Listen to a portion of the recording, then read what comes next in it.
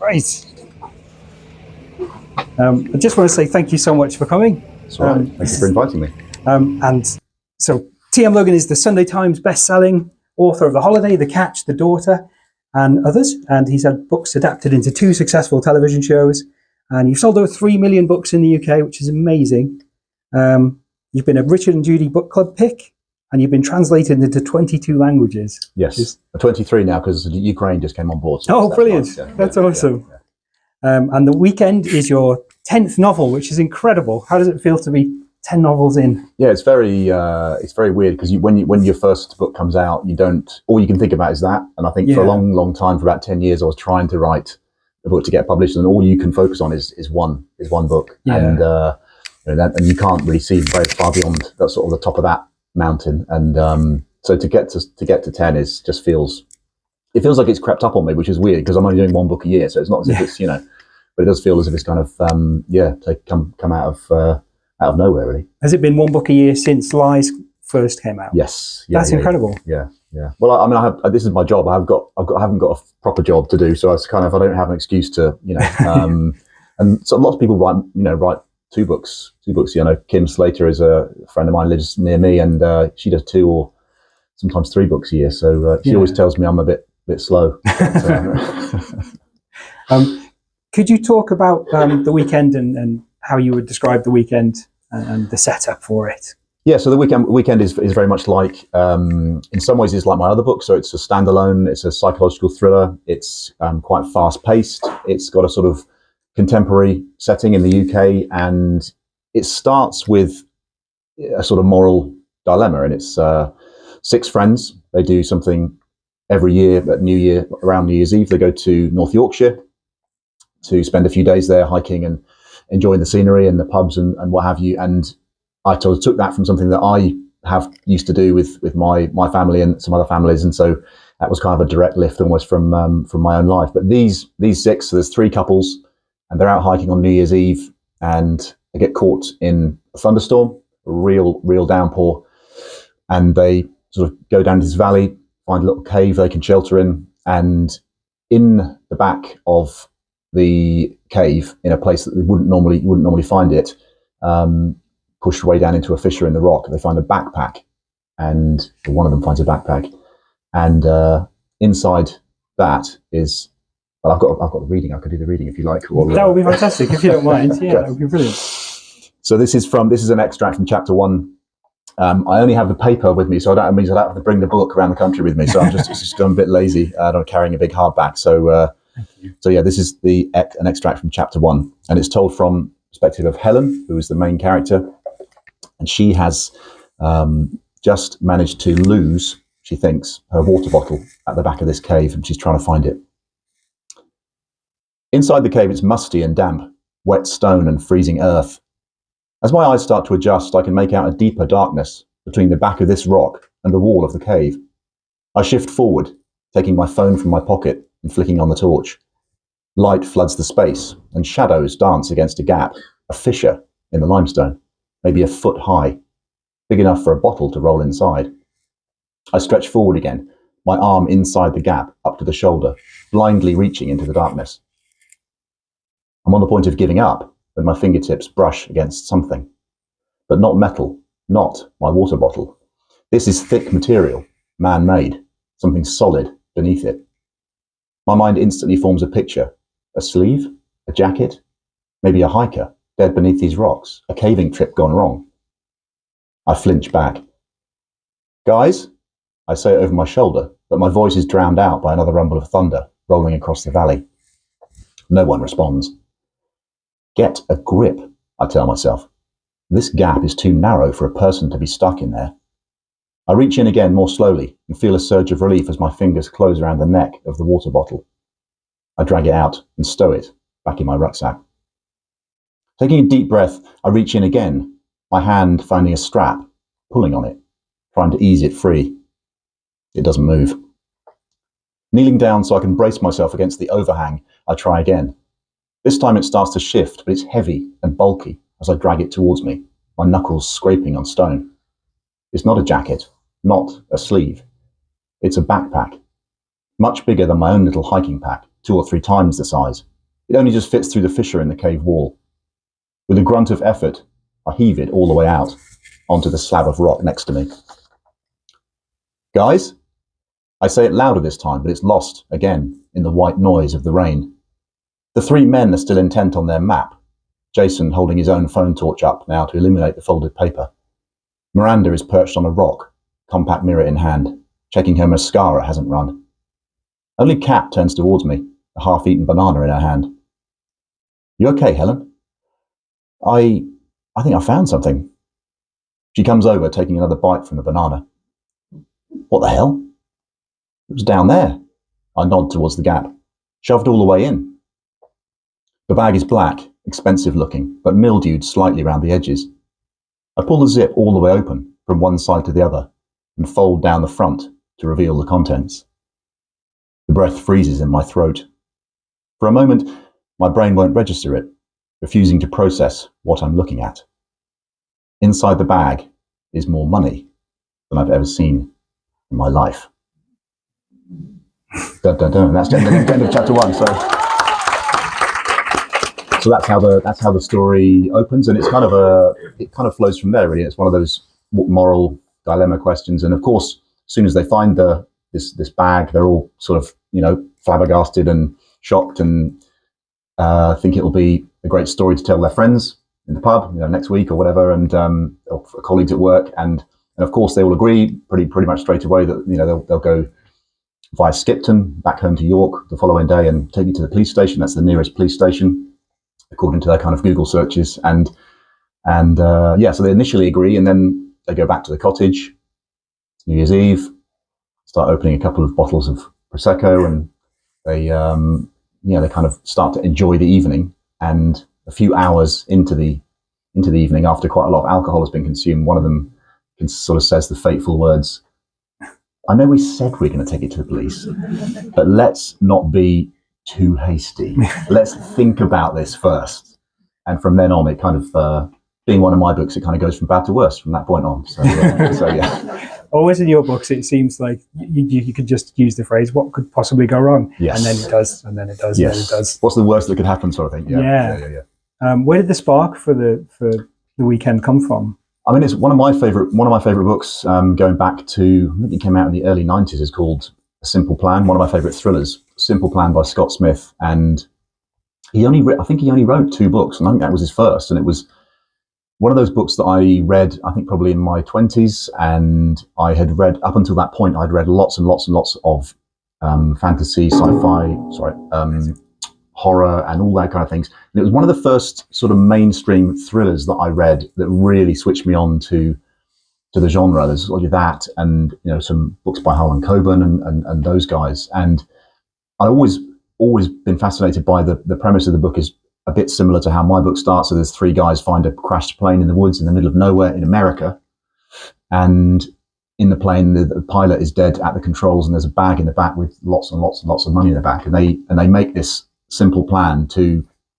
see if they can keep hold of it. And so that, and I'd always wondered how I would respond in that situation, and I found my answer sometimes changed according to what mood I was in, or what sort of would happen in my life or my job. So I thought it was one of those questions where you wouldn't always necessarily have exactly the same answer to the question. And I also wondered how I would do it as one of my books if I did it in the UK in sort of modern times. And so it was always in the back of my mind for the last few years, thinking I wonder how I would do this if it was going to be a sort of T.M. Logan book. Yeah. Was part of the timing, so the book opens with an epigraph of money doesn't change men, it merely unmasks them. And with everything in the news currently, with what all the rich men have been up to, and also the cost of living crisis, which comes up a few times in the book, was that part of the decision to tackle the book now, or is that just sort of happy accident of the news? Yeah, I think it's probably just unlucky timing, I think. But I think there's always, I guess it's one of those questions that's always, going to be, fairly relevant, I suppose, to most people, because the money they find it is a lot, but it's not split 3 ways. It's not a lottery win. Yeah. It's not a kind of a colossal, buy your private island kind of money. And because it's a smaller sum, they instantly, some of them start thinking, well, like, I could pay off my mortgage with that, and my son's mortgage, and I could pay off my university, their tuition fees. I could pay off, and Helen, I don't go too much into it, but it's kind of, the amount of money is kind of in that realm where it seems not too crazy, the numbers, but yeah, the money thing is also always interesting, because people behave it makes people behave in different ways. And obviously we see with, these various rich people in the news now, that they, once you get past a certain amount of wealth, it's that people just seem to become detached completely from, normal behavior and decent, well, not all of them. I mean, some of them, but, so people, you do have that effect, I think, that money has on people, and it's both in good ways and bad ways. I guess we've seen a lot of bad ways recently. Yeah, and it's sort of like enough money that would solve their sort of life's general problems that people have. And I've noticed recently with things like the traitors and that kind of thing, they always ask people, what would you do with the money if you won? And the answers are always very like low bar things, like I would use it for a deposit for a house. And it's like, you've got to go on a game show to get that nowadays for a lot of people. It's quite dystopian in a way. I mean, my wife, I was actually her tenant to begin with, but she bought her first house in the early 90s for Nottingham for 35,000, 2-bedroom terrace. And now obviously the prices of, I don't know what that house would cost now, but it would be 6, 7, 8 times that. So it's kind of, and obviously that, property prices have become detached again from, everything else. I think I read something the other day that if chickens had increased by the same amount as property had, a Sunday chicken would cost 50 quid. Oh, really? So it's kind of, so it's, and that does play into the, some aspects of what goes on in their heads when they see all this cash. It makes the book feel very relevant and very current. Yeah, and they make the other mistake they make early on is counting it and handling it. So on that first night, they go back to the cottage. They always have one of their traditions is playing poker on New Year's Eve. They all play a game of poker, knockout, and whoever wins, their lunch is paid for the following day by the friends on the way home. And if someone has the bright idea and they say, let's not use these plastic chips we always use, the battered chips we bring from home. Let's, they find some rubber gloves under the sink. They say, well, let's put some rubber gloves on so we don't leave any prints on this. Let's use this money. And so they all start this poker game with £260,000 each, and obviously handling it and feeling it and smelling it and looking at it makes it more real and makes it, not a hypothetical question anymore about what you would do and what morally is correct. It makes it much more, because once you've handled it and felt it, you think, well, I don't really want to give this up. You're on that slippery slope. I mean, 3 of them do, and 3 of them, so they disagree what they should do next.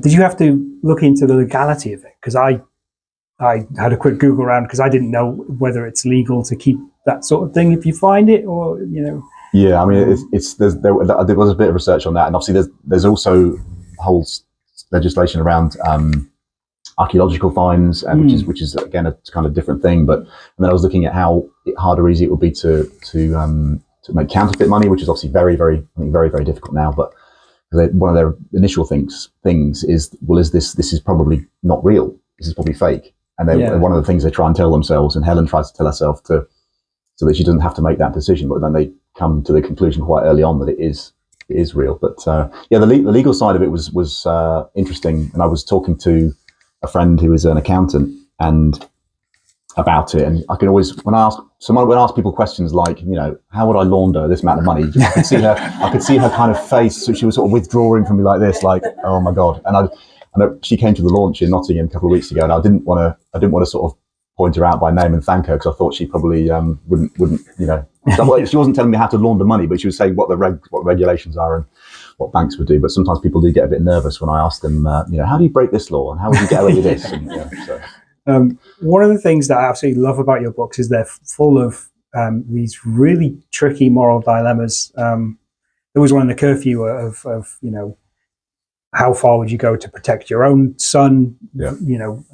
At what level would you sack off other members of your family? That kind of thing. Yeah. And you're always putting your readers through these horrible moral conundrums. Have you ever had them where you're putting yourself through them as a writer, and you're just sort of writing yourself into a corner and you're just like, what would I do in this situation? Yeah, I mean, most of them, to be honest, or many of them are me thinking, what would I do? And that I think helps to make the stories quite accessible and relatable. Because it's normally, the curfew was like that. Last year's book, The Daughter, was like that, and it was, the inspiration for that came from going to pick my daughter up from uni and wondering what I would do if she wasn't actually there when I arrived, because I hadn't seen her for quite a few weeks. And you have the text and you have, a video calls and what have you. But with my, writer's brain, you're thinking, well, what if she actually has been stringing us along the last few weeks and she's not there at all, and no one has a clue where she is. So, and I was coming at that from my own perspective.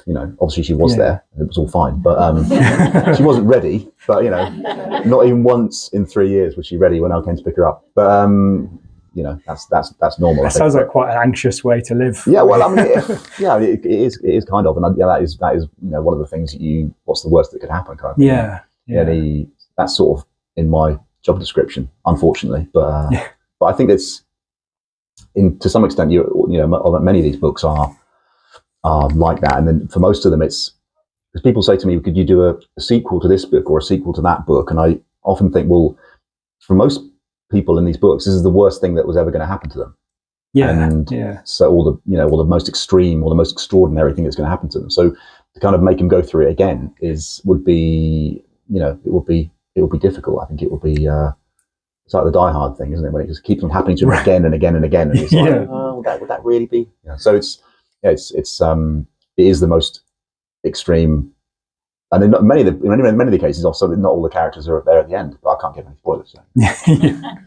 So. Being 10 novels and 10 years in now, does that make you look at future projects a little differently? So we've got like a big, lovely basement archive downstairs with collected works of people. Like we've got a lovely leather-bound Daphne du Maurier, like everything she's ever written in one thing. Wow. Do you do the Tarantino thing of thinking about your legacy in terms of what your next project is going to be? And because people will still be reading your novels in 100 years. Really? Definitely. Okay. And one of the things that strikes me about your novels is they're very Hitchcockian in a lot of ways. And if I'd never seen Strangers on a Train and someone told me it was a T.M. Logan novel, I'd be like, yeah, of course it is. I would love to have had that idea. That's a brilliant idea. But do you think in terms of long-term legacy of your collected works and that kind of thing? I don't know. I think that this year, with it being 10 books, it's probably made me think a bit more about that and about having those on the shelf, because then I'm now thinking forward and thinking, well, how many would be a nice number to get to? And initially I thought 20, but then the last 10 years has gone so fast. I thought, well, that'll be gone in no time. So but then I can't do it forever, but maybe 25. I don't know. But it is. I suppose I don't think too much about the distant future, because I'm just with each book, I'm trying to make each book as good as I can make it and try and do something maybe a bit different each time. And you're so focused on that one thing. And I'm currently in the sort of process now of writing next year's book. So you kind of, once you really, really get into it, you could become so kind of absorbed in it that you don't necessarily think of, what's going to happen next or what will happen in the future. You just want to do the best job you can with what's in front of you right now. Yeah. To stick with the Hitchcock theme, who is on your Mount Rushmore of thriller authors? Wow, this is a good question. I mean, as we're in a library, you can give people lots of ideas. Okay. I mean, probably Harlan Coben. Yeah. Michael Connolly. God, I always go blank when I ask this question. I mean, actually, I've not been asked this one before, but I really, really like, in terms of contemporary UK authors now, I really like Louise Candlish. Yeah. I've read loads of her books, and I've never read one that I didn't really, really enjoy. So she's very good. God, I mean, Stephen King has kind of come out of, obviously I used to read loads of his stuff when I was younger, and it was all lots of horror, and now he's obviously doing lots of kind of crimey thriller stuff as well, which is great. Mr. Mercedes, Finders Keepers and all that stuff. And he would probably have to be on any Mount Rushmore. He'd have to be whatever genre you're in, basically. Yeah, he can kind of do everything, or anything. So I've read lots of Lots of Lee Child. How many can I have on Mount Rushmore? I don't know. You can have up to 6. Oh, okay. So we'll Lee make Child. A bit more room for you. I can't remember. I think there's 4. Yeah. So Lee Child would probably be there. I don't know. I mean, yeah, lots of others. Yeah. I'll come back to you. Scott Smith should have written more books. Well, I mean, yeah, it was. He wrote that, and he wrote another one called The Ruins, I think, and then I'm not sure what he did after that. But the Harper Lee of thrillers. Yeah. Yeah. Brilliant. Oh, I was going to ask you about. I'm fascinated by differences in British and American culture, and The Dream Home was recently released in America. Yes. And they retitled it and gave it a new cover, which to me looked quite sort of horror-ish. Is the sort of British tradition of the psychological thriller different over there? Do you know? Because that seems to happen to quite a few authors. I've seen Gillian McAllister had a couple of books retitled completely over there. Yeah. Probably there's a subtle sort of difference, and I kind of when they proposed those covers, there was kind of a few different options, and I kind of took it as read that they knew the market much better than I did, so they knew what would work and what would fit and what would, you know. I mean, it does look more, and it's The Room in the Attic obviously is a bit more, sounds a bit more sort of horror or suspense or kind of, you know. So but yeah, I think it is different. And my book, so I've had a 5.5 year gap between that one and the previous one in the US, because the third one of mine, I had 3 come out in pre-COVID.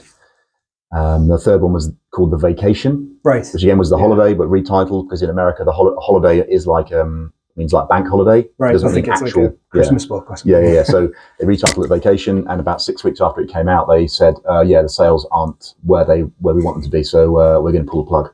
Oh, right. Thanks. And that was it. And so that was it. And then for the next 5 years, I had which was weird, because the holiday, obviously the UK had been Richard and Judy book club. Yeah, it was huge. Yeah, it was my first to make it into the Sunday Times top 10, and then it was greenlit for TV. But when it went to the US, it just didn't, for whatever reason, did not land at all. So, and that's why there's been this kind of gap. So it is a real. I think it's a difficult thing to get. I'm just trying to get a foothold again in the US and Canada now. So, and lots of British authors have done it really, really successfully. I think Gillian McAllister is one of them, but it doesn't necessarily flow straight from, yes, you sold lots of books in the UK, so therefore they'll work in the US. It's more tricky than that, I think. Yeah, it's really interesting. Yeah. Would you I haven't read the American edition, obviously, but would you sort of localize the book for America? Would you set it in America and change the word pavement to sidewalk and that sort of thing? They'll do an edit where they will go through and find out all the things that all those type of words, and there's many more than you would actually expect, I think. And it's always surprises me, the kind of things that we will just use automatically, and you don't realize that it's actually, for an American audience, they might not necessarily know straight away what that means. So I don't know about, I think part of it, I think with The Dream Home, part of it is, I hope part of the attraction was that it was very much a kind of a UK book, and it's set in a part of Nottingham called The Park, which is quite old world. It's all Victorian architecture, and it's sort of, these houses are amazing, built by all the kind of mill owners back in Victorian times. And I hope that was part of the attraction for a North American audience, that they would see that and sort of want to know more about it. But I had the other experience I had with it's not really with the US, but my first book, which didn't get published, which I spent about 7 years writing, was set in the US, actually. Oh, right. And it was set mostly in Boston, and then kind of in the Northeast, and it had all these different elements to it. And because it was not picked up, it went out to 8 publishers and none of them wanted it. And I thought from that, and so one of them came back and said, well, has he lived in the US before? Does he know the US? Does he know enough about it to make it convincing? And right. I have not. I'd been on holiday, and I'd worked on Camp America when I was at 19, but apparently that didn't really count. So I thought, after that book failed, I thought, I'm just going to come back to the UK, back to places that I know, either I've worked or lived, or, so set books in London where I've worked and I was a student there. Yeah. Books in Nottingham where I live now. Books in South Bucks, that was Trust Me, where I lived, and one in Bath, which I haven't lived there, but brother lives there, and my son was a student there, so it's kind of they've normally got a connection to me, and this one here is set mostly in York, so which is just somewhere that the North Yorkshire particularly, I love that area. Have you had any surprising feedback about your books from maybe the other 22, 23 now countries that they've been sold in? I mean, it's nice to hear that they do land with people everywhere, I think, and it kind of makes you feel like, well, lots of people, everybody loves a good story, and everybody has, we have a lot more in common perhaps with people than we think. And I was invited out to Turkey at the end of last year with my Turkish publisher to Istanbul for a few days, and they had bought, I think they've got 2 or 3 of my books came out, and it's just lovely to go out and sort of meet people who are, there's, the country is obviously, I don't speak Turkish, but you just feel like you have a lot of common ground, with people when you meet them, meet readers and bloggers, and see all the positivity coming out of it. It's nice to see that, how much sort of we have, we share sort of thing. How much we have in common with people wherever. Everybody loves a good story. Everybody feels a lot of the same things and wants a lot of the same things. And it's nice to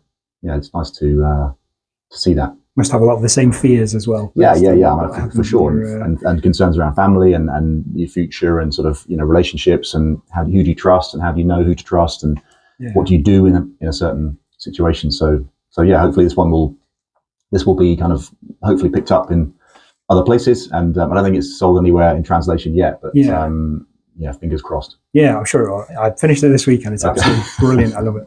I was going to ask you, I love your audiobook productions. They're always amazing. You always get incredible narrators. Do you have, are you involved in the process with the audiobook at all? Not really. I mean, I used to have, what they used to do with the first few books, they would send me an email with 3 or 4 clips attached, and they'd say, listen to these clips. These are 4 actors. Which one of them sounds like your narrator? Yeah. And then you kind of listen to them all, and it's that one. But the last 4 or 5 books, they have just gone out. They've gone out and tried to get particular people. So I think probably from The Curfew, which is my 6th book, which they got Richard Armitage for. He then did The Dream Home as well. And then they've gone on, Nicola Walker has narrated this from TV. She was in Unforgiven, I think it is, and loads of other stuff. She's done it. So that they have tended in the last few years to really go out and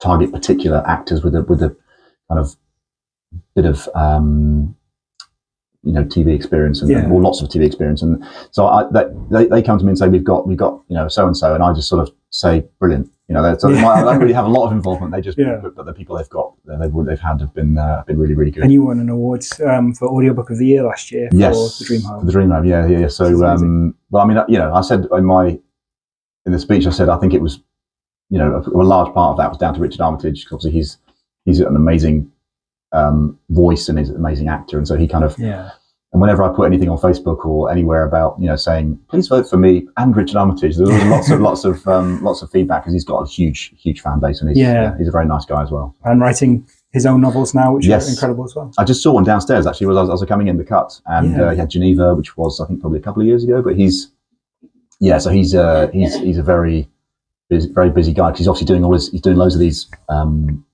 Harlan Coben shows. He was in Redditch. He's writing his own books. He's doing audiobooks. I think he's actually got a little audio booth at home, so he can kind of do them. I think he got that during lockdown. He can now literally kind of do them. Oh, brilliant! Do that work from his house. So that's Not that I haven't been to his house. I'm just saying that's what he told me. So yeah.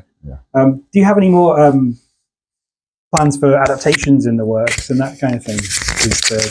Obviously The Holiday and The Catch were made and they're really successful. My daughter's obsessed with the film Nativity at the moment, and she caught me watching The Catch, and Jason Watkins is in it, and she's like, everything. Yeah. Why is Gordon Shakespeare on a boat? I mean, lots of people did say that to me. Why is Ed on a boat? Yeah, because in the book he's not on a boat at all. In the book it's set in Nottingham and Derbyshire, and which is quite landlocked, and you can't really get on a boat around there. So she wasn't saying it as a criticism. She's 3. She was like, why is he not in school teaching these kids how to sing? There are other books. I think all of the other books, apart from this one yet, and my very first one are kind of at different points with TV options. So they've all been kind of option for production, which doesn't really mean anything. It just means people are looking at them. TV production companies are trying to put the pieces together to try and get them made. So I'm really hopeful that, you know, one of them out of those, whatever it is, 6 or 7, will, you know, kind of will jump all of the kind of hurdles that it needs to jump and get there. But I don't know I have no idea which one's nearest. And some of them, once the TV lawyer people get involved, any lawyers in today? No? Okay, once the TV lawyer people get involved, everything just seems to grind to a halt. So, really? Yeah, and it's kind of quite. And I'm normally just like, just tell me when it's either going to happen or not going to happen. It's fine. But there's not really, you don't have much kind of to add to the process. I think when it's kind of grinding through, and it'll either happen or it won't, and there doesn't really have much to. I don't really have much to offer to sort of that process. You just kind of have to cross your fingers and hope for the best. So. We're all crossing our fingers as well. Honestly, they'd make fantastic miniseries, all of them. You know, stick Richard Armitage in the Curfew. You've got an instant hit TV show. Yeah, and he's you know, because he's done two of the books. He's narrated 2 of the books, and so he would be brilliant. And you know, one of them in particular, he's if it ever does get to the screen, there's a potential that he might be involved in that. So yeah, he'd be really good. Do you enjoy the process of people adapting your work, or is there a little sense of, hey, that's mine sort of thing? I mean, there is a bit of that, but I never expected. The first thing anybody told me about books being optioned was before I got published. A friend of mine who had already been published, who's called Vira McFarlane, who writes rom-com. They're called rom-coms anyway. I'm not sure what they're called anymore, but they're very funny. She's very, very funny books. She just said, look, loads of books get optioned, almost none of them actually get made. Oh, right. It's really rare they actually get to the end. Yeah, you'll have a little bit of payment, and it's very nice, and just take that as a win. So I never expected any of them to get to the screen. So it's nice to see it when it happens, and it is, you know, you just have to. I was saying to you before, you just have to kind of think about the book. The book is yours. The book is your own, and any of the TV version will be a version of it or an interpretation of it, rather than you know, that are kind of a completely faithful sort of representation of the book. So, you know, with The Catch, for example, they changed the location, they had kind of introduced some new subplots, because certain things that work in a book won't work on screen. And certain things that work on screen won't really work in the book, and so you have to make some adaptations. And lots of people have said to me, you know, they were quite surprised about the changes to The Catch. They changed the ending as well, and lots of other people said, "Oh, well, I preferred the book." And you know, I don't mind that. That's not a bad. It's not a terrible thing to hear. But it's nice. I think with the TV stuff, you do reach kind of new people and a new audience. So it's nice to have both. Yeah. I was going to ask, just on a sort of a craft level. So I love looking at how, you know, working in the library, wandering around all day, picking up books and seeing how authors start their books and that kind of thing. And I bought The Weekend and just sat down to read just the start, just to see how you opened it. And then I was like 50 pages in. How do you write in such a way where you're sort of grabbing readers and dragging them through, no matter how many, you know, other commitments they've got that day? I mean, I write the books that I would like to read myself. And I always apply that rule to the stories and the way the stories are told. And I'm always thinking about the end of a chapter and how I'm going to end. They're not cliffhangers, but they're just going to draw you through to the next chapter to find out. So there's always an element of thinking about that. And you don't want a chapter to end on a kind of a flat sort of note where there's no kind of incentive to go on. So I'm always thinking about that. And obviously with the first chapter, you always want that. I normally, in my first chapter, I want it to be to sort of establish the kind of the core of the story, and not, I don't want to spend, you know, 3 or 4 chapters describing how beautiful the Yorkshire Dales are, because I want to get straight into it. And equally with each chapter going on from that, I want to, you know, the story, the plots move fairly fast, and there's always things happening, and there's always progression. And I think that's part of the reason why TV people have been quite interested in them, because there's always something happening, and you don't spend 2 or 3 chapters inside one character's head, thinking about stuff, and there's always some kind of forward movement. So that's. And I always want to try and think about how I will encourage people to keep going. Do you like to have your sort of chapter one then be your entire sort of pitch for the book? So if the book is, this happens in this book, then that happens at the end of chapter one. Yeah, in some ways, and in some way, because obviously you come out and talk to people about the book when it comes out, and you want to be able to. It's useful, I think, if you can explain to someone, particularly with thriller, maybe not with lots of other books, but with a thriller, you want to be able to sort of explain quite quickly what really the crux of the story is about, and so with The Catch, the crux of the story is, a young woman brings her boyfriend home for the first time, and the dad gets a bad feeling about him, straight away. That's it. That's kind of the opening of the story, and you get that in chapter one, and then it kind of goes from there. And with this book, obviously, we've heard a kind of the opening, and it's everything sort of flows from that first chapter, or in my books they do anyway. Yeah. I've seen you say elsewhere that ideas are basically everywhere. I loved your Instagram series. Okay. For years, so. Somebody watch it. Okay. I love it. It was super helpful. But you've said that ideas are everywhere. And I don't want to ask you where do you get your ideas or anything like that. But I'm fascinated in what you do once you have an idea. When you've got a little spark and you're like, oh, this could be a good novel. How do you build from there? It's a process. I mean, so obviously each of my books are around about 100,000 words. So, and most thrillers you'll find are between 80 and 100,000 words. So it's part of it is I'll spend some time thinking about it and thinking about, is there enough sort of meat on the bones here to make it last that long? Is there enough sort of fuel to get you to the end? But I will, spend a few weeks planning it and trying to work out. I'll talk to my editor about it and my agent, and we'll thrash some things out. I'll often do a synopsis, 1 or 2 pages, and say, well, this is kind of the broad shape of the story, and that's a process. It's partly to find out is it going to have enough legs to get to the end, sort of thing. Because I think we've all read books where you get to the halfway point or the 2/3 point, and it's sort of it sort of runs out of gas and kind of limps on to the end. So I always want to make sure that there's plenty of scope for lots of twists and turns and progression. So there is that sort of planning element of the book, which I think I always do at the beginning. Because some authors don't do that at all. Some authors kind of just have an idea or a character and they plunge straight in and just kind of, write what comes into their head every day, which is, for me, I find it slightly terrifying. But there are lots of people who do it very successfully. Lisa Jewell, I think, is like that. And she's, she's a discovery writer, as you call them. I think she just kind of literally, obviously she's so experienced and she's so good. I think that probably maybe subconsciously she's kind of planning it without even realizing it. I don't know. But I always want to kind of thrash it out in my own head first to work out what the key plot points are going to be, and then I can start to figure out the shape of the story. What are there any sort of essential characteristics or traits that you think a lead character in a thriller should have? Well, they need to be fairly relatable. I think you need to be able to think that, I mean, it's a good question, because should the lead character be likable?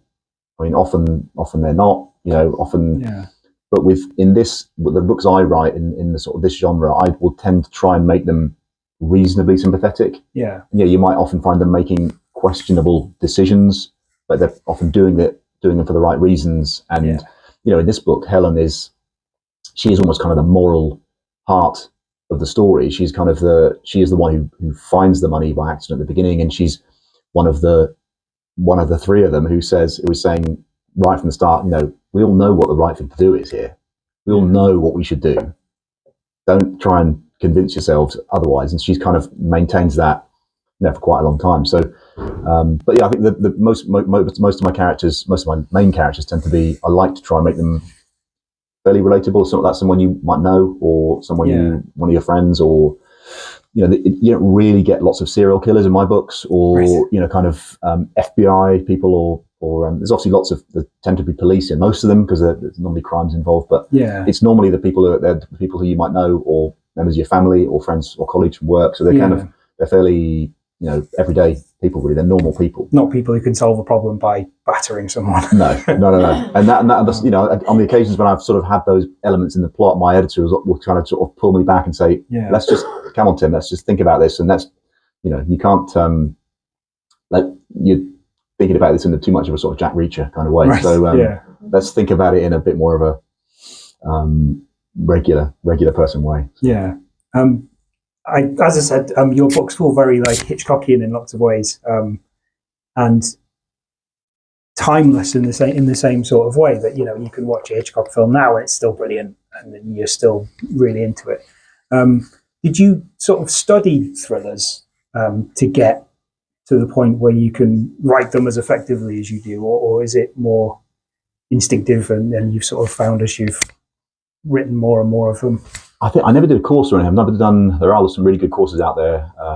I did a couple of evening classes in my 20s around creative writing, but I never really. Yeah. The only study of thrillers I've done is just reading loads and loads and loads of them. Right. And I love the genre. I love people who can still surprise you or surprise me. And I always try to read whatever I'm reading. I'm always in the back of my mind. I'm thinking, why does this work really well? Why is this character so compelling? Why is this? I'm reading one now by Ruth Mancini, who wrote a book called The Woman on the Ledge a couple of years ago, which is really good. And her new one is called The Stranger on the Stairs, comes out very soon. It's really good. I'm about halfway through and I was reading on the train here. And you're kind of in the back of my mind, I'm thinking, why does this work so well? And so I'm always trying to sort of analyze it as I'm going along. So I'm reading it as a reader, but I'm also reading it kind of as a writer and trying to think about the characters and pacing and structure and all those things. So but definite recommendation, that one. I think it's out quite soon. Ruth Mancini, she's a barrister and also an author, and so she brings all that kind of legal knowledge into it, which I love. It's very good. When you started out, were there any books or any authors who might have done interviews or written how-to books or anything like that that helped you sort of find your feet as a writer in terms of technique and that kind of thing? Yeah, I mean, there's obviously the obvious one, was by Stephen King, called On Writing, which is great. And I read that quite a few years ago, lent it to a friend and never got it back. So I've now got another copy. That's brilliant. But I'm always reading, always have something else on the go. So there's one, a couple of years ago, I read a book called Into the Woods by John York, which is all about structure and how stories are structured. There was a really good one by Will Storr, Science of Storytelling. I'm always kind of, obviously I really have a fiction book, I have an audio book where I'm doing stuff, and I also have in my cabin, I have a kind of a craft book. So I'm always looking for, and I've got a whole bunch of them I haven't read yet. One by Anne Lamott called Bird by Bird, which is supposed to be really good. And it's been sitting there staring at me on the shelf for a while. I'll need to get to that. But I'm always, looking for ways to improve and ways to learn more. So, and there's lots and lots of books out there to help you do it. Is it helpful going around and doing events with other authors? I've seen you've done events with Tim Weaver and various other people. Is it helpful chatting to them and seeing what their process is like? Yeah, because everybody's process is different, and Tim's is a bit different to mine. And you mentioned Gillian McAllister earlier, and I think she has this. She will often write a whole first draft and then kind of get rid of most of it. And kind of start again, literally, which is because I think she's quite a fast writer, and so she can do that. But other people will, plan really, really carefully and want to have a really clean first draft. It's always nice to hear about how other people do it, because everybody has their own technique and everybody will find their own way. So I think you can learn a lot from other people, but I think you should always remember that you don't have to do exactly what they do. You got to find your own path. And I'm still kind of working on what I do and trying to improve it each time. But are there any authors whose writing processes you've heard about and you've just gone, crikey, I could never do that? Which would be the most hellish? I don't know. I heard that Michael Crichton, who wrote Jurassic Park and loads of other books, I heard this thing that he used to do. He's sadly no longer with us, I think, but he used to do a thing where when he was writing a first draft, every day, I don't know whether it was the whole time or towards the end, every day he would get up a bit earlier. So he'd get up like 5 minutes earlier every day. Oh, okay. So obviously this over the course of a few months, by the end of it, he's getting up at 2:00 in the morning. I'm like, I'm like, surely there must be an easy way, but it was obviously his thing and his way of, his way of working. And so it obviously worked for him because, he wrote many, many great books, but that was, and so other people, I'm trying to think of, there's always kind of quirky, and some people work at night. Some people work they wait until everything's dark and everybody's gone to sleep and they work in the middle of the night. I probably couldn't do that. I'm always a morning person. So, but I mean, Gillian's sort of thing of junking of almost the whole first draft always makes me kind of, a bit like, want to hear that sort of thing. If I did that, I would be one book every 2 years. Not every year. So we had Ben Aranovich in here to do a talk for us, and he someone asked him if he just outlines his novels, and he basically said, "Bugger off," because if I write 2,000 words, I want it to go in the book. I'm not wasting 2,000 words on an outline sort of thing. So it's amazing how different everybody is. And some people can hold that in their heads that he probably doesn't need to do it because it's probably up there anyway. It's probably in there. He knows he can just draw on that. He doesn't have to write it down. Whereas I will tend to write stuff down so I can refer back to it. And but it's different. People have different techniques. So. Do you sort of have a big editing phase, or are your first drafts pretty much where they will end up? Well, I think they are. But my editor often has a different opinion. Right. So she will often, we normally have, so the first half of my year to this, where we are now, January to early June, we'll be writing that first draft.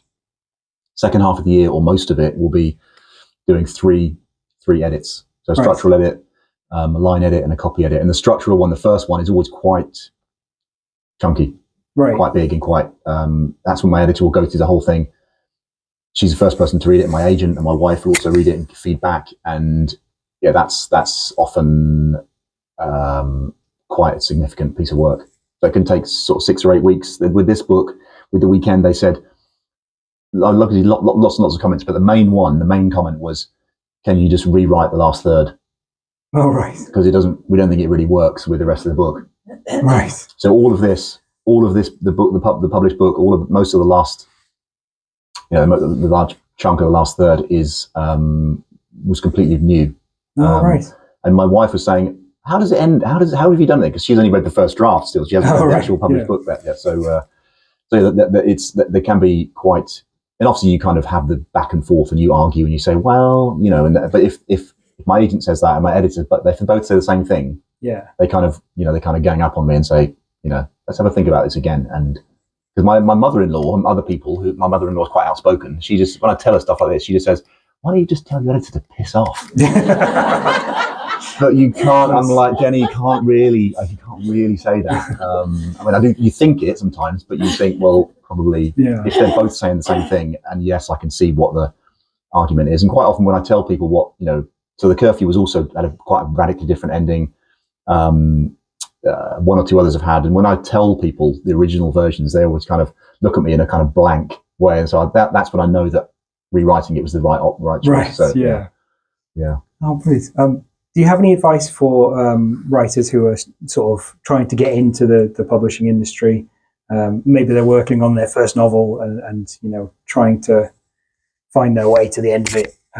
Because you spoke when you were here last time about how long it took you to finish that first novel and then the struggle you had to get that one out to people. I think it's just perseverance. Yeah. I mean, there's no shortcuts. There's no sort of magic bullet unless you're a TV celebrity, in which case there are a few shortcuts. But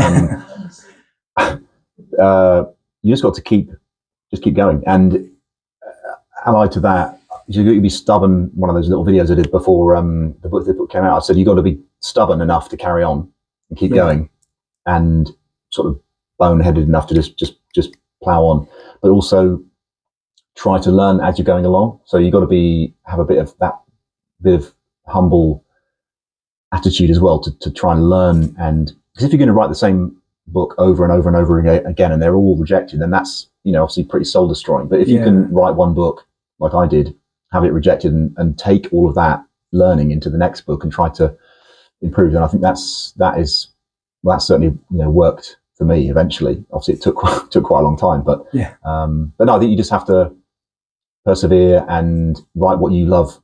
Write what you love yourself to read yourself, because if you don't, I think it's probably quite easy to tell. I think right, it comes through in the... Yeah, don't write for the market. Just write the book you want to read yourself, and keep on going. I think is just is the sort of the main sort of piece of advice. Don't give up. Don't give up. Yeah, brilliant. I just have one last question, okay, and then we'll open up to you guys for questions. I was just curious if you're in a position to talk about book 11 at all.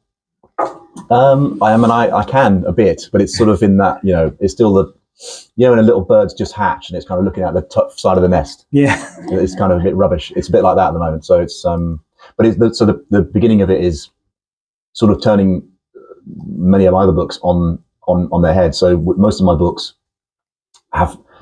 they all feature families, and it's often parents, mums and dads trying to either rescue or find or save in some ways their children. Yeah. Because with this one, I kind of flipped it around. So it's going to be, the main character is a 17-year-old boy who is a middle child in a blended family, and his dad is accused of a sort of horrific crime, and he's the only one who thinks his dad couldn't have done it.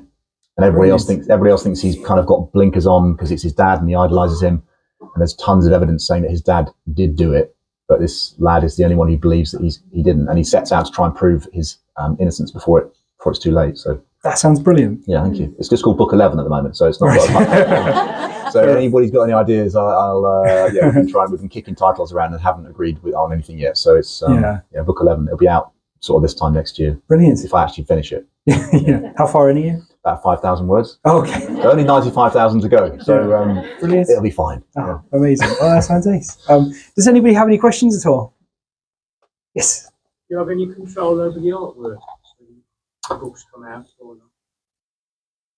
You have a vote, sort of thing. You have a say. So there's quite a few people at the table in terms of when it's being talked about. So there'll be all the editorial people and the sales and marketing people and the kind of everybody sort of not around a metaphorical table. It's all done on email, really. But they'll normally come up with a visual and then play around with colours and the sort of bits and pieces on the cover. So you can give some input. And I've never actually sort of said, I hate that. Can you get rid of it? You do have a say in how it looks. And sometimes with the cover, I remember with my first book, Lies. I don't know where he's read it here, but there's the image on that is a dad with a young boy at the top of these stairs coming out of a car park, which happens at the beginning of the book. And I remember saying to them, in the book they go up in the lift. There's no stairs. And they're like, doesn't matter. It doesn't matter. And no one to this day has ever said, there you go, went up into the lift.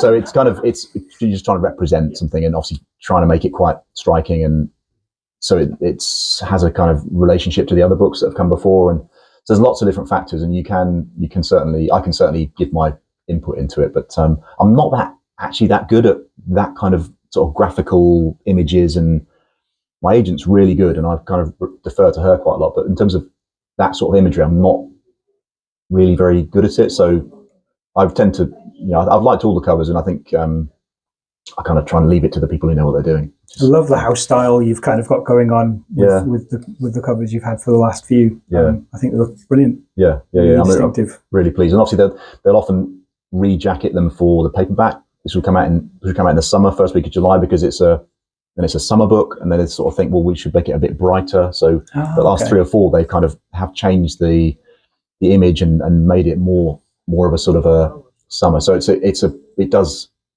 has for the last few, where they've kind of shifted it, which is why you'll see a different cover for the paperback than the hardback. If you're one of those people who buys both formats, thanks if you do. That's great.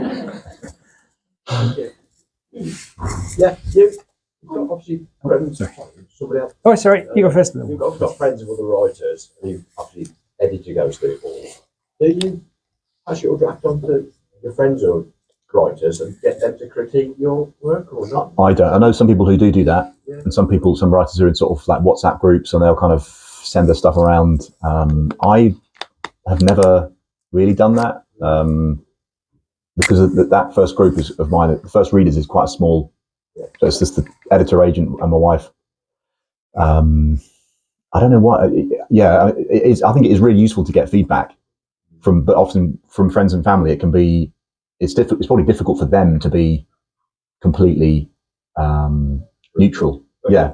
You want constructive, you want helpful stuff, but often they're probably going to say, "Oh, this is brilliant," because I would, because you want to encourage people. So it's difficult for someone who's that close to you to give you kind of really, really, really honest feedback. But no, I don't have a real group of writers that I circulate to, because I don't know.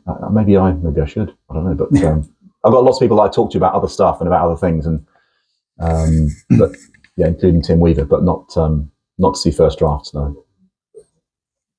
Yes. Forgive me, I've only read Dream House so far. But I forgive you. I know you did like a 10 days. It's across 10 days. Yeah. Is that a theme you do?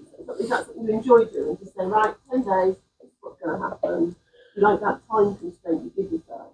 Yeah, I think often it's being a thriller. There's often the pace is quite high, and so I think with this book, the weekend probably takes place over, I think, about 3 weeks. So it's still fairly compressed, because once things start to happen, you want the pace to be picking up. So that tends to be how the books are. I mean, it's not. With all your books. Yeah, it's. I mean, with Lies, I think again it was quite a short time period, and it perhaps wasn't deliberate then. It's just kind of the way the story kind of came out, and since then. I love stories. I love one of my other Mountain Rushmore ones, probably be Robert Harris, who is, I love Robert Harris books, and obviously his books can span big chunks of time. But because mine are thrillers, I think they have tended towards the quite a tight, time frame. Yes. Which book is your favourite? Favourite child question. I had this. I went to my daughter works at a school, and I went to her school for World Book Day, and someone asked this question, and I made the mistake of saying the favourite child question, and she kind of looked at me like, "Well," right. I mean, quite often it's the one that's really, really in my head now is The Weekend, because I've been writing it, thinking about it, talking about it. I feel quite close to it, but then other ones have a real special place for me as well. So Lies was because it's my debut, because it was my sort of breakthrough. The Holiday, because it was the first one to make the chart.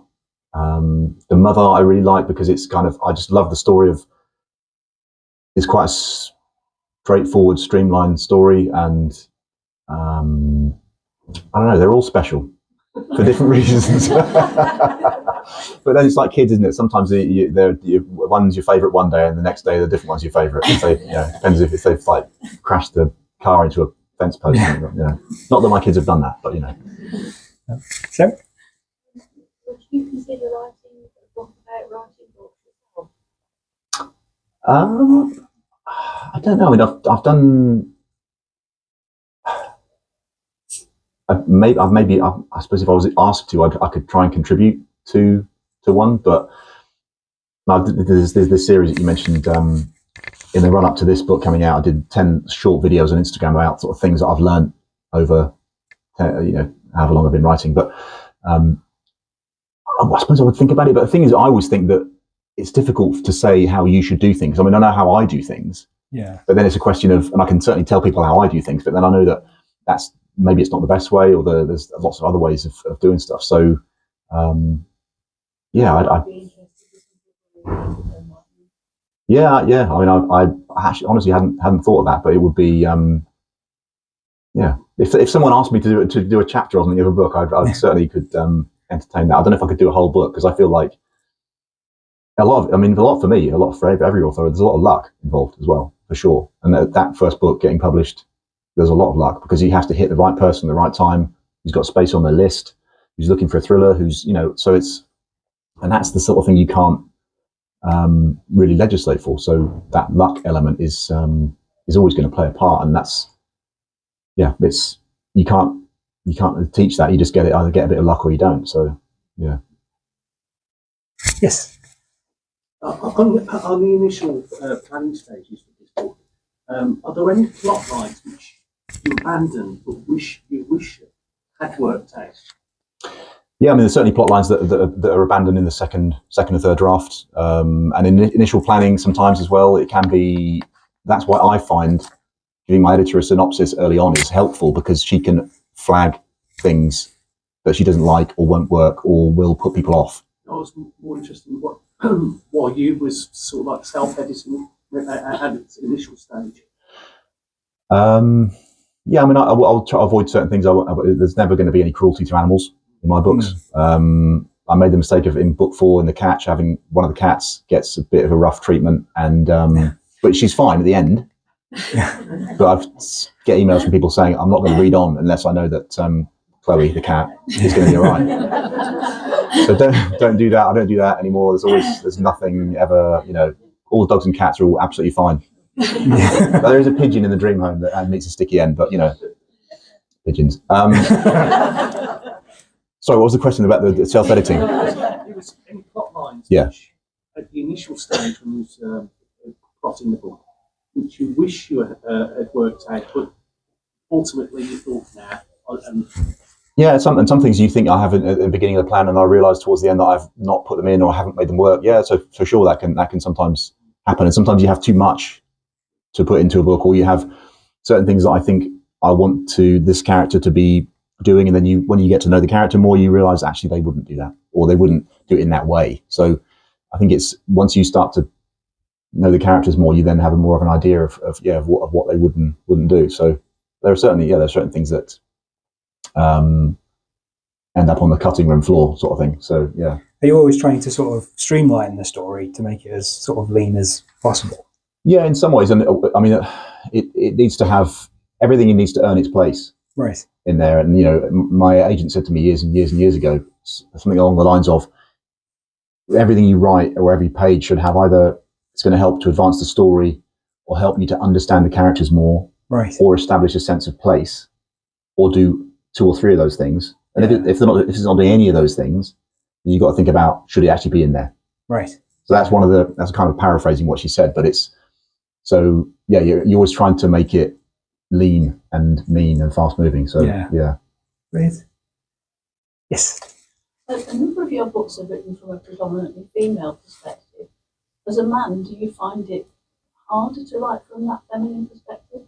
It is a bit more of a challenge, yeah, for sure, and it makes me work harder and make me think more about it. Whereas if I have a male protagonist, it can often be, it's kind of not automatic, but it'll often be, with The Catch, the dad in that was sort of my age, my height, it was kind of me really, but my daughter was a bit younger. But whereas with the female protagonist, it makes me think more carefully about it, because I have to, because obviously you're putting yourself inside someone else's head, and I do also get help with that. With for my first 3 readers, the first 3 are all women, so they'll kind of give me feedback on that, and they'll give me and so it gives and they'll often say things. Look, I know that seems not natural and normal for you to react, but a woman wouldn't react in that way, or their first thought wouldn't be that. So it makes you kind of so it is more of a challenge, but it's and I'm never really setting out to say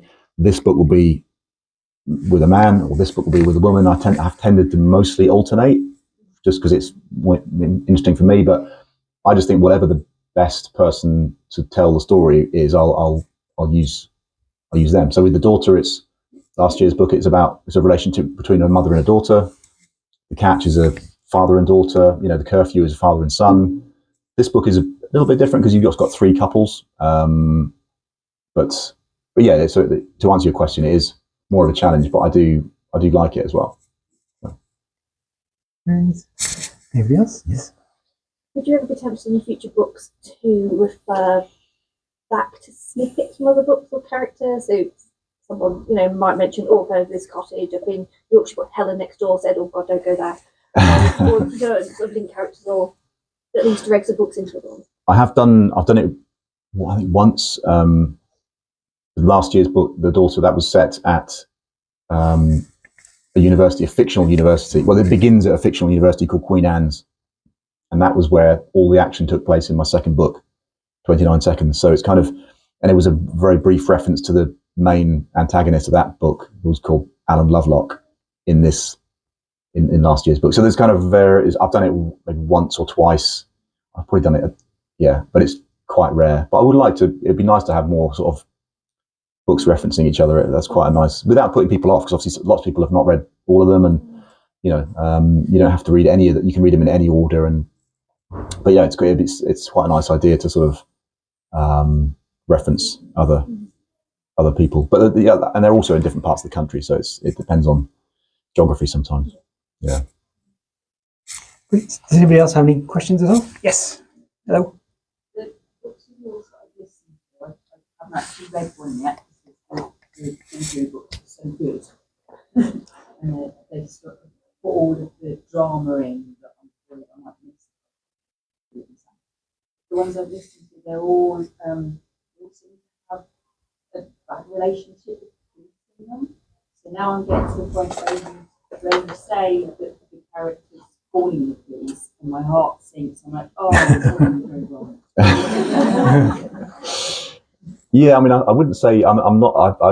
My nephew's a police officer, and I'm certainly not down on the police. But it's the thing with books like mine is if the police come in on page 35, they're probably going to that's the end sort of thing. So I need to think of ways where either the police are not able to help, or not willing to help, or they're helping in the wrong ways. So because my books are always really about sort of regular people, civilians effectively, and so yeah, there's always the police aspect is always going to be not peripheral, but it's always going to be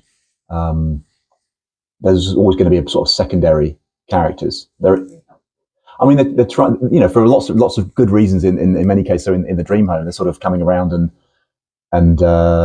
incidentally, in the Dream Home, the character PC James, that's that name for my nephew James. Anyway, but they come around and they say, look, they're trying to help, and he's like, well, this stuff's been happening, and this car followed me, and they're like, have you got any actual evidence of it? And he's like, I had these phone calls and these texts, and they're like, well, yeah, but it doesn't meet the threshold of anything they can actually do, and they're so short staffed, and they're so stretched. I think police, certainly in where I live, that they're just they've got to prioritise, and it's really, really hard. Obviously, it's hard enough job to do as it is without some sort of paranoid dad saying he's being followed, sort of thing.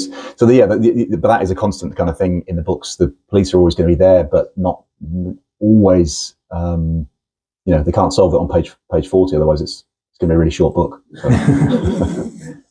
I think we've got time for one more question. If anybody's got an extra question, and then we'll do some books. Oh, hello. Sorry. You talked about your early readers who you have now. Before you actually found your agent, when you were right at the beginning, who were your early readers then? Well, my wife, she was reading stuff. But then to begin with, for about, I don't know, 4 or 5 years, I hardly told anybody. So I was worked at the University of Nottingham, and I was writing in evenings and weekends. But I probably told my immediate family, maybe 1 or 2 friends, but no one else really knew about it, because I just thought, I don't want someone to ask me every single time I see them, how's the book going? Yeah. Have you got a publisher yet? No. And so I thought, if I don't tell people, then I'm not going to have those conversations. So hardly anybody knew really for a long time. And then I had a lot of luck, as I mentioned before. The first agent that I wrote to came back to me and started a conversation with me. So she then sort of worked with me on that first book for about 3 years, I think it was, before it went out. So I had not a very conventional way in that respect, but no, I hardly showed it to anyone. Maybe if I'd showed it to more people, it would have been a bit quicker. But I don't know. But I find it quite hard to share that stuff before I feel it's ready to go out anywhere. Brilliant. What's the best place for people to sort of follow you online and get announcements and that kind of thing? If you go to the website, you can sign up to I have a little Readers Club newsletter, which goes out normally every 2 or 3 weeks. And that's kind of updates and things. That's tmlogan.com. I'm also on Instagram, Facebook, X, Blue Sky, Threads, all those. It's normally TM Logan Author is just the place to find my stuff. So, yeah. Great stuff. Well, thank you very much. That was absolutely brilliant. Thank you for coming. We have copies of The Weekend for sale, thanks to the Heath Bookshop, and it's